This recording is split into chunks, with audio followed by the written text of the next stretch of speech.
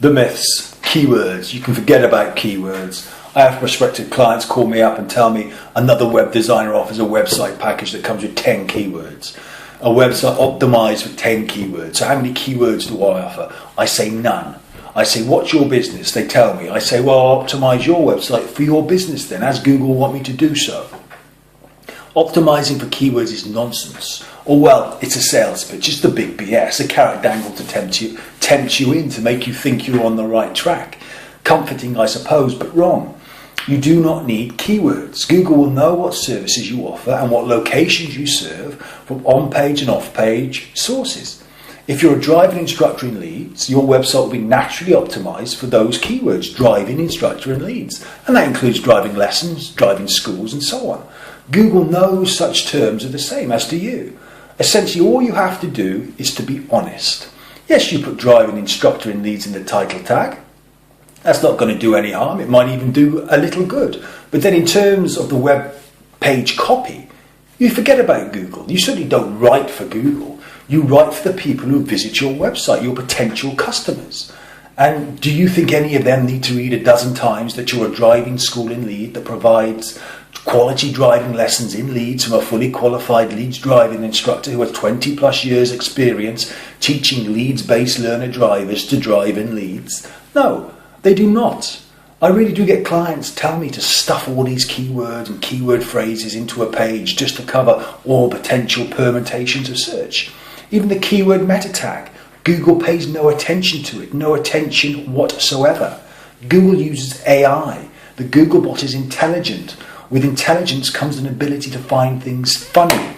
Every time the Googlebot crawls a new website that uses the keyword meta tag, I'm sure it stops for a microsecond and wets itself with laughter, which might be a good thing. When the algorithms take over, it might help inspire a certain fondness for humanity's stupidity or naivety.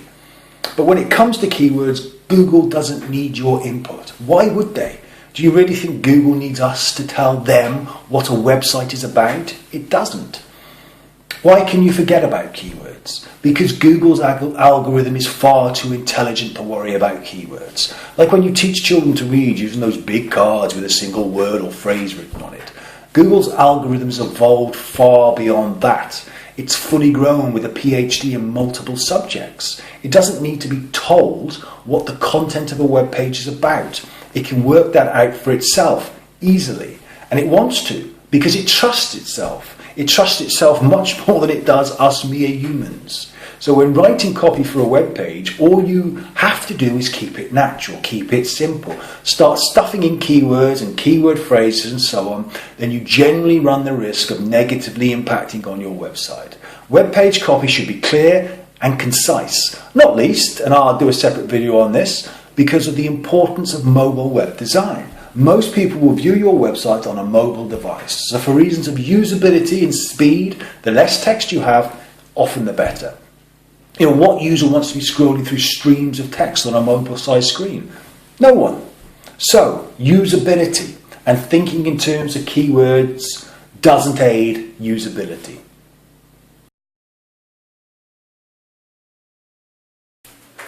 Although links are still important in terms of SEO, not all links are born equal. And in fact, most links in terms of search engine optimization are of no importance whatsoever to the way Google ranks your website.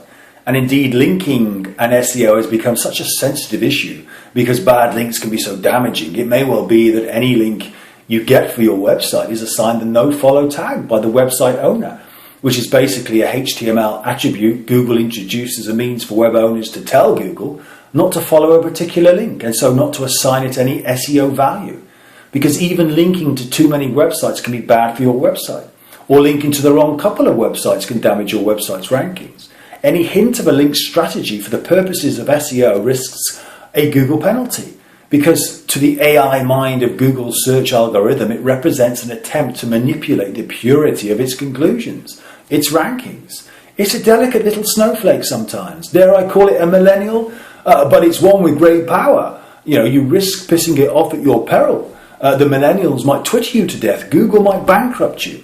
And you know, really, this is due to all the SEO, the dodgy SEO link strategies of the past. link farms, websites that existed just to offer links, or website owners selling links. Never pay for a link, never accept payment for a link. Remember Google's original concept that a link was a vote of confidence and nothing more? Certainly not a business arrangement. So if a link is that, or rather it isn't an honest, genuine vote of confidence, you must proceed with caution, great caution. You'll follow this simple rule: easy links are worthless links. If a link is easy to acquire, then Google is likely to assign it no value whatsoever. It's that simple. Now, okay, if you have a friend who has a website and they offer to link to your website, okay, that's not bad. That's probably okay. An easy link to get, and a link of potential value, depending on how Google rates that website, what quality score it gives it, and on other factors such as how on topic that website is relative to your own website. But mostly free easy links are worthless links in terms of SEO. Business directories, for example. Anyone can list their business for free in a variety of online directories. But the fact that anyone can for free makes the links they provide worthless for search engine optimization. Reciprocal linking. Your friend with the website, what if they want you to put a link on your website linking back to their website?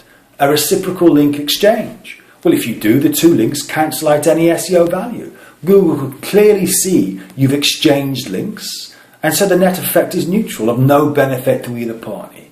So what links are of value? Well, because Google has trust issues, the truth is very few.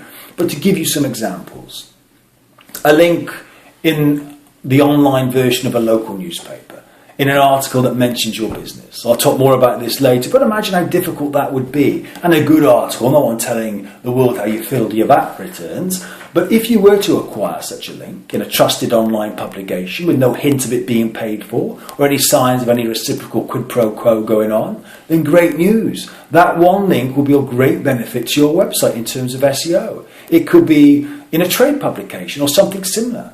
I've built websites for academics, stroke consultants, whose work has been referenced in online academic reports and essays.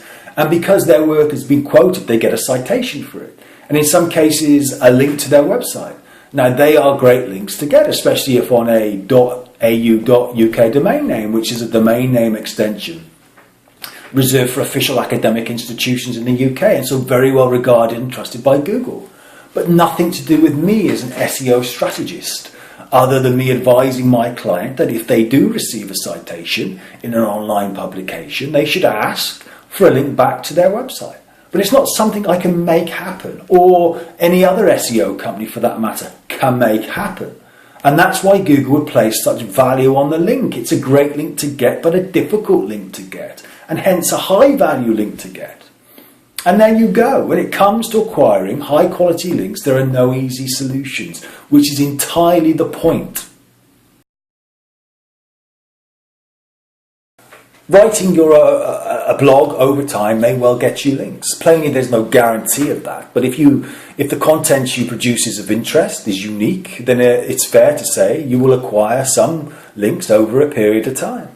But do you have the time? How well do you know your subject? Can you offer a different point of view to what's already out there? Can you make sure there are no spelling, no syntax, no grammar mistakes? The Google algorithm is something of a headmistress, and an old school stern one at that. It comes with a cane. You will get a slap for sloppy work. Many SEO companies will write blog posts for you, or other website content such as articles and so on. Obviously, this comes at a cost, and quality control is essential. And of course, it doesn't guarantee someone will link to that content. However, as a secondary benefit, it does provide a website fresh content, which can help with Google, as long as it's unique content, not skimmed off some existing article on the web. And for fresh content to be really useful, it has to come on a regular basis over a fair amount of time. So it's a long-term investment in terms of time and money. Other content that you can add to your website, think case studies of the work that you do. Not necessarily everyday stuff, but say you're an electrician and you've got an unusual job on, one where you've got to come up with a new solution to a newly encountered problem. Do a case study. Show the stages using the text and photos before, during and after. It's all good. It's good fresh content to add to your website. And who knows, it may get you a link or two. Another electrician with a similar problem may search the solution, find your website and so on. At the very least, it's good content to show potential customers looking at your website. It shows that you're professional. It shows that you're a cut above in some respects, that you're willing to learn, take on challenges, and so on. So in terms of promoting yourself, it's good content to put on your website.